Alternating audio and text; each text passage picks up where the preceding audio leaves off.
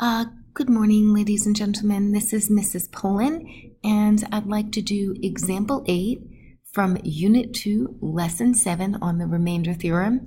I'd like to do this particular problem because it is multi-step. First of all, you're given this long cubic polynomial z of x, and you're also given two other clues. You're given that, let me get the pen out. Z of 2 is equal to 35, z of negative 5 is equal to 0, and you're asked to algebraically determine all values of zeros of this polynomial z of x. Typically, with this type of problem, we would look to go ahead and factor, but first of all, what you notice is that it's missing the coefficient for the x squared term. So that's that first step. You need to go ahead and find that. So what does this clue z of 2 equal 35 mean? It means that when x is equal to 2, your y value of the function is 35. Likewise, z of negative 5 equals 0 really means that when x is negative 5, y is 0. Well, how does this help us? For either point, because these are actually points, you could substitute into the polynomial function, and you're given the y value, so you end up with one unknown, and you can solve. Now, I am choosing to use z of negative 5 equals 0, that point, but it really didn't make a difference which point you chose. So I substitute in negative 5 into the expression.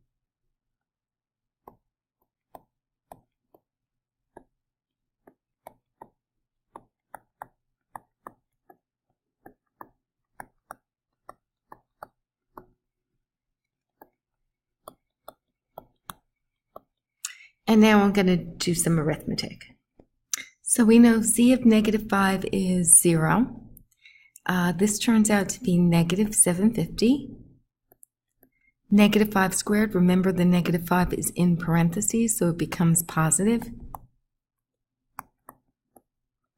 Plus 260 plus 15. I combine like terms.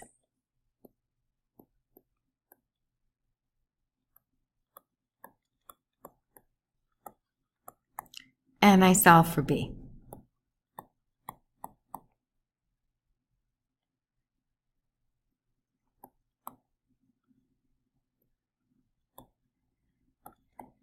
So we know that that coefficient associated with the x squared term is 19. And so I'm going to replace it into the equation.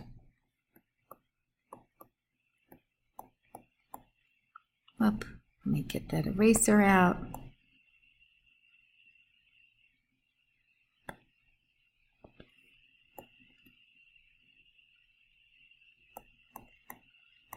So that's step 1. We have our equation. For the next step, we see that we can't factor this using grouping. So the next step is to say, well, what else can we do? Let's get back for a moment to this information here. Based on the remainder theorem, so this is the next step,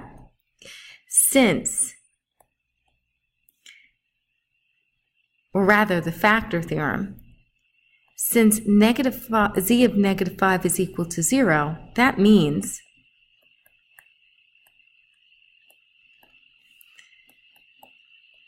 that x plus 5 is a factor of z of x.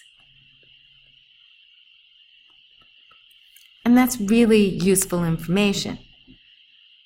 Since we know from step 2 that x plus 5 is a factor of z of x, that means I can divide it into my original expression using long division and get a simpler factor that I can use one of my factoring techniques.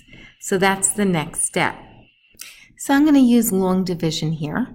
And let me just get this pen out. So 6x cubed divided by x is 6x squared. We then multiply.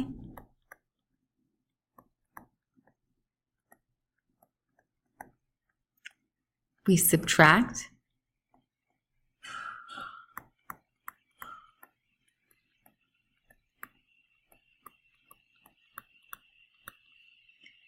And we bring down and repeat the process. We're becoming pros at this now. Whoop.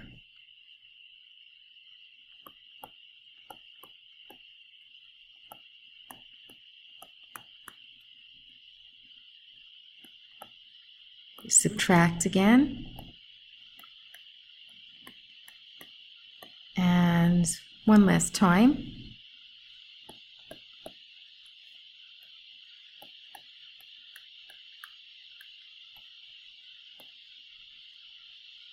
And like we expected, since x plus 5 we knew to be a factor of this expression, we have no remainder here. So now we have our quotient 6x squared minus 11x plus 3 that we can multiply by our other factors. We're not multiplying it, but we can express it as a product now. And I can proceed further because the ultimate goal is to factor this piece so we can then solve each linear factor and find our zeros. And so we're going to factor this expression using trial and error. And again, you should be pros at this point. Made a little mistake here. Whoop, get that eraser out. See, that's why you should be using some sort of eraser. And both signs are negative. And 3 and 1, a quick check, negative 2x, negative 9x, and I factored that component. I'm going to write the divisor next to it, and now I have 3 linear expressions that I could proceed to solve. So we have 1 0 as 1/3.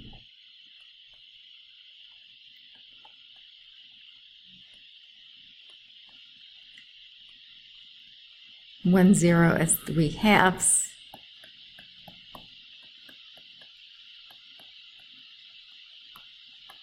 And 1 0 is negative 5. So finally, we can express our answer in a solution set.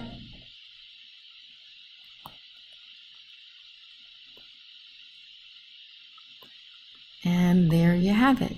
It's a multi-step problem. It is challenging only because it's multi-step, but you know each piece. Remember, the first thing we did is we substituted the expression into the polynomial to find the missing b value. The next step, we knew that since z of negative 5 was 0, we could apply the factor theorem, and therefore x plus 5 is a factor of the polynomial. We then proceeded to do long division using x plus 5 as the divisor. That gave us the quotient, which we proceeded to factor, and then we solved the linear equations. Hope this helped. Thank you.